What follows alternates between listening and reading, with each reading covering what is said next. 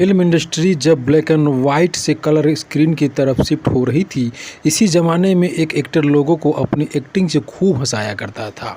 अपनी ज़्यादातर फिल्मों शराबी का किरदार निभाने वाले दिग्गज एक्टर केस्टो मुखर्जी की आज बर्थ एनिवर्सरी है। 7 अगस्त 1925 को जन्मे केस्टो मुखर्जी बॉलीवुड की करीब 90 फिल्में में काम किया। उन्होंने अपने अलग अलग किरदार से दर्शकों को खूब हंसाया और रुलाया भी। दोस्तों, केस्टो मुखर्जी की बर्थ एनिवर्सरी पर एक बार फिर फिल्म इंडस्ट्री के कलाकारों और फैंस ने उन्हें नम आंखों से याद किया। केस्टो के बाद में आपने सुना होगा कि वो बिना शराब पिए ही शराबी की इतनी अच्छी एक्टिंग करते थे कि बड़े पर्दे पर उनका ये राज दर्शकों तक कोई नहीं जान पाया। दोस्तों, केस्टो मुखर्जी कभी कभार ही शराब को हाथ लगाया करते थे, लेकिन दर्जनों फिल्म में उन्होंने शराबी का रोल करने से पहले कभी शराब नहीं पी। इनकी एक्टिंग इतनी रियल लगती थी कि असल ज़िंदगी में भी लोग उन्हें शराबी ही समझते थे। चुपके बॉम्बे टू गोवा और शोले जैसी सुपरहिट फिल्म में नज़र आए केस्टो मुखर्जी की आज 98वीं बर्थ एनिवर्सरी है। वो हमारे बीच नहीं हैं, लेकिन अपनी फिल्मों और किरदारों से वो हमेशा अपने फैंस के दिलों में जिंदा रहेंगे।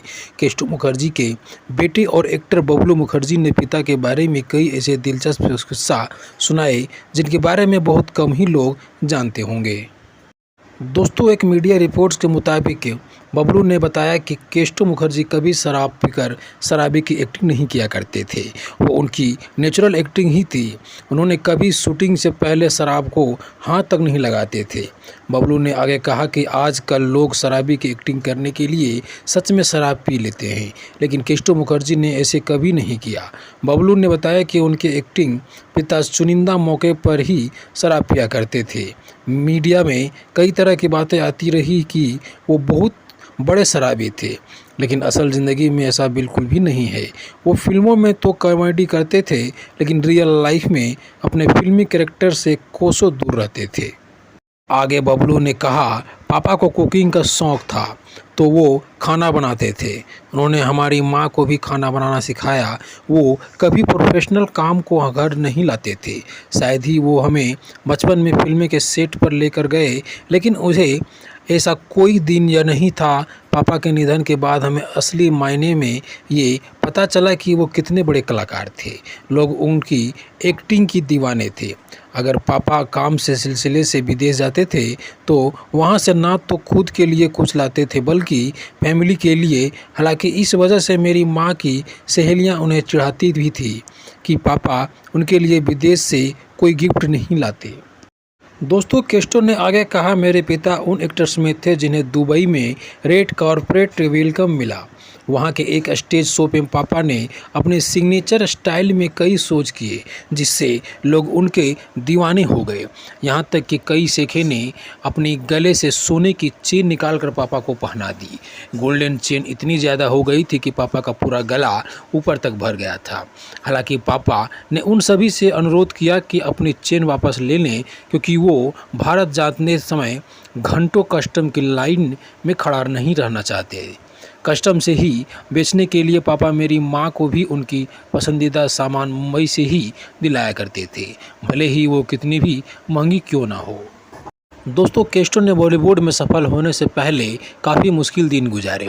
कभी उनके पास खाने के लिए पैसे नहीं होते थे तो कभी उन्हें गंदी मैली कुचेली जगह पर रहना पड़ता था। लेकिन 7 अगस्त 1925 में कोलकाता में एक साधारण परिवार में पैदा होने वाले केस्टो मुखर्जी स्ट्रगल करके सिनेमा के वो नायाब हीरे बने जिन्हें दुनिया आज भी याद करती है। दोस्तों, एक इंटरव्यू में केस्टो मुखर्जी ने खुद कहा था कि मैं पीता था ताकि थोड़ा सो सकूं, इसलिए पीता था ताकि मेरे आसपास जो चूहे दौड़ रहे होते हैं उन्हें भूल सकूं। मैं टेंशन भुलाने के लिए पीता था। सिर्फ दारू ही थी जो मेरी सच्ची दोस्त थी, और ये दारू ही थी जिसकी वजह से मुझे लोकप्रियता मिली। आजकल अगर कोई मेरा नाम लेता है तो दिमाग में बेवड़े की छवि उभरती है। मैं अब अपने दोस्त को धोखा नहीं दे सकता। मैं अब भी पीता हूँ। बस एक ही दिन था जब मैंने दारू की एक बूंद को हाथ नहीं लगाया था, और वह था मेरी शादी वाला दिन। दोस्तों, हालांकि कहा जाता है कि केस्टो मुखर्जी एक्टिंग से पहले शराब को कभी हाथ नहीं लगाते थे।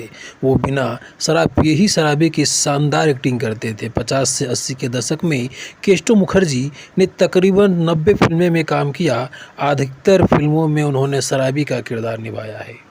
दोस्तों, वह बिमल राय के पास गए, उनसे रिजेक्ट किया, मगर बिमल ने यह कहते हुए मना कर दिया कि उनके पास कोई काम अभी नहीं है।